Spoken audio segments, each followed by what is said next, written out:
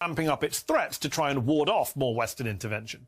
The Washington Post was first to report that Russian officials have sent a formal diplomatic message to the United States warning that US and NATO shipments of the most sensitive weapon systems to Ukraine were adding fuel to the conflict there and could bring unpredictable consequences.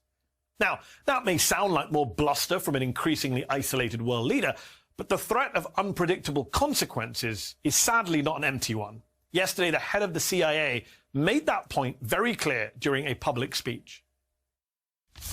Given the potential desperation of President Putin and the Russian leadership, given the setbacks that they've faced so far militarily, none of us can take lightly the threat posed by a potential resort to tactical nuclear weapons or low-yield nuclear weapons. In an interview with CNN, Ukrainian President Zelensky echoed those sentiments, saying the world should prepare for the possibility of a nuclear strike inside of Ukraine. There have been differing opinions from experts about the threat of a Russian nuclear strike since this war began. But there is no question that Russia's nuclear arsenal hangs like a sword of Damocles over every decision Western powers make in this conflict. If Russia were to resort to using a nuclear weapon inside of Ukraine, tactical or not, it would be the first nuclear strike by any nation since the devastating US bombing of Hiroshima and Nagasaki in World War II. It would irrevocably change the world in ways we cannot wave off or ignore. So the big question remains, as Russia ratchets up its threats to the West just in time for its new assault on eastern Ukraine, what can we in the West do without provoking a nuclear war with Putin? Joining us now is retired four-star Air Force General Philip Breedlove. General Breedlove served as NATO's Supreme Allied Commander from 2013 to 2016. He's now a distinguished chair of the Frontier Europe Initiative at the Middle East Institute. General, thank you for being with us tonight. Let me start by asking you about the situation in Mariupol. I saw a video today from a journalist from the Kyiv Independent showing what's left of the city, which is practically nothing. And this reporter rightly points out that if Russia takes control of the city, they will only keep the land because there's really nothing left there in terms of infrastructure. Explain to our viewers, General, why Mariupol is so strategically important to the Russians to the point that they'll destroy it in order to take it. Mariupol is key for several reasons. Thanks for having me on tonight. It is one of the two remaining large ports in Ukraine that keep Ukraine connected to the rest of the world for commerce and shipment of grain, etc. And it is a key spot in that land bridge that has been talked so much about from the Lugansk, Donetsk area in Donbass down along the coast towards Crimea. So this is a key piece of terrain, and it's very sad to see it fall. We heard reports today that some of the soldiers there were having to surrender because they ran out of bullets and they ran out of food. And this is a failure of us, I think, in the West to get all the supplies they needed into them. And the fall of Mariupol would be a huge blow to Ukrainian morale, not to mention a humanitarian crisis, would it not?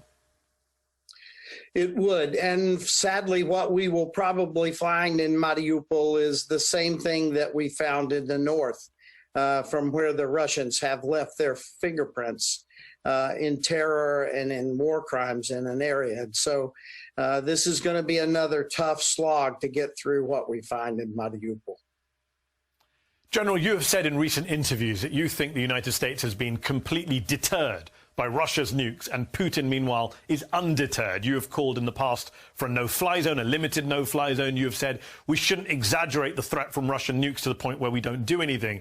And yet CIA Director Bill Burns, who dealt with Putin, of course, directly as ambassador to Moscow in the past, he said yesterday we can't take lightly the prospect that Putin would use tactical nukes inside of Ukraine. Do you disagree with Director Burns?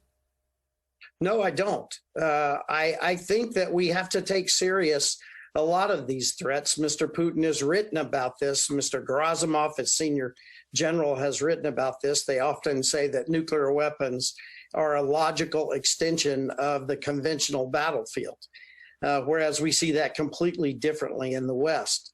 But the fact of the matter is Mr. Putin is extremely good at deterring us, and he is doing this to deter us. And as I understand now, he's declared that our weapons shipments to Ukraine will now cause new possibilities for him. And so we are deterred. and he's seeking to further deter us because it's worked so far. So I just want to get to the bottom of this deterrence point. I agree with you. It's deeply frustrating to see the way that Putin can almost blackmail the West with his nuclear arsenal. But reality is reality. If you're saying that you agree with Bill Burns that he could use tactical nuclear weapons, then we kind of have to be deterred, do we not? Or are you saying we can edge forward, we can push forward with more weapons, maybe a no-fly zone as you've advocated in the past, without triggering that use of, God forbid, tactical nuclear weapons in Ukraine? In our past, we have done this. In northern Syria, under a different administration, we took almost a battalion of Russians off the battlefield. And we were in the same situation with the same Putin and the same nuclear arsenal facing us in that attack. And so it's just a matter of assessing the risks and then taking the appropriate actions. And I think that we need to have those conversations about risks now. The sad news is I believe there are people in this world who believe there's no risk if we do nothing. And I believe we incur more risk every day.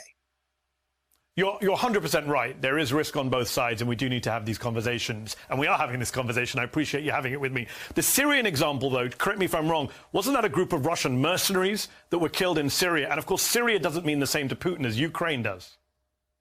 That was the Wagner Group. And as you know, and all the world knows, the Wagner Group is an extension of the Russian military. So we took Russian military off the battlefield in northern Syria.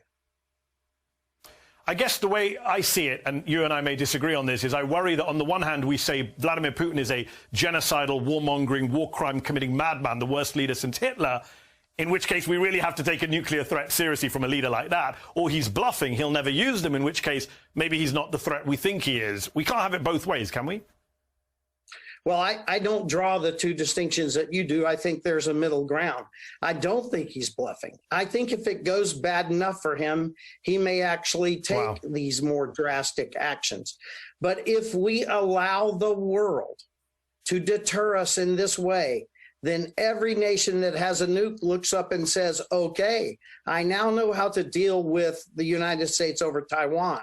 I now know how to deal with the United States over South Korea. I now know how to deal with the United States over the missiles I'd like to fire into the Middle East.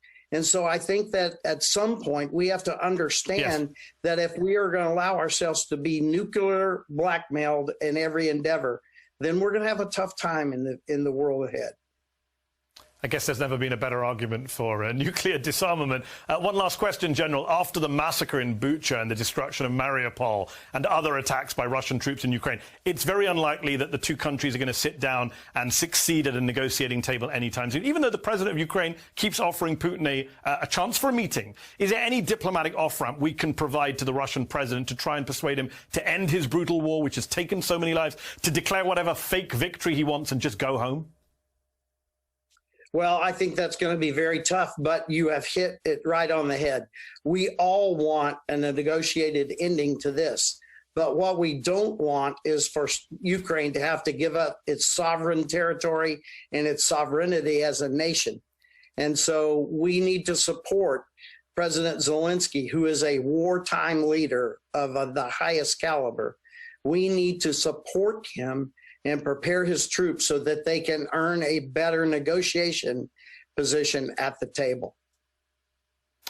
Retired four-star Air Force General and former NATO Supreme Allied Commander Philip Breedlove, thank you so much for your time tonight. I appreciate it.